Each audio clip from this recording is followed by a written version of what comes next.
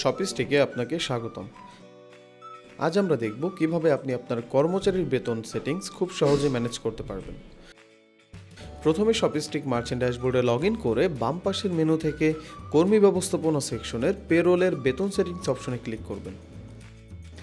এই পেজে ঢুকে নিচের টেবিলে আপনি দেখতে পারবেন শিরোনাম, মানের ধরন, সেটিংসের ধরন, স্ট্যাটাস এবং অ্যাকশন বাটন, যার মাধ্যমে এডিট বা ডিলিট করতে পারবেন। এখন নতুন কর্মচারী বেতন সেটিংস যোগ করতে উপরের ডান পাশে থাকা কর্মচারীর সেটিংস যোগ করুন বাটনে ক্লিক করলে নতুন সেটিংস যোগ করার ফর্ম ওপেন হবে। এই ফর্মে আপনাকে কিছু তথ্য দিতে হবে, যেমন শিরোনাম, মানের ধরন, সেটিংসের ধরন এবং স্ট্যাটাস। সব তথ্য সঠিকভাবে পূরণ করার পর নিচে সেভ করুন বাটনে ক্লিক করলেই কর্মচারীর বেতন সেটিংস সফলভাবে যুক্ত হয়ে যাবে। কর্মচারী বেতন সেটিংস আপনাকে সাহায্য করবে নির্দিষ্ট পদের জন্য ভাতা ও প্রণোদনা নিয়ন্ত্রণ করতে, বেতন কাঠামো আরও সহজ কাস্টমাইজ করতে, পেরোল ব্যবস্থাপনা আরও দ্রুত ও সঠিক করতে।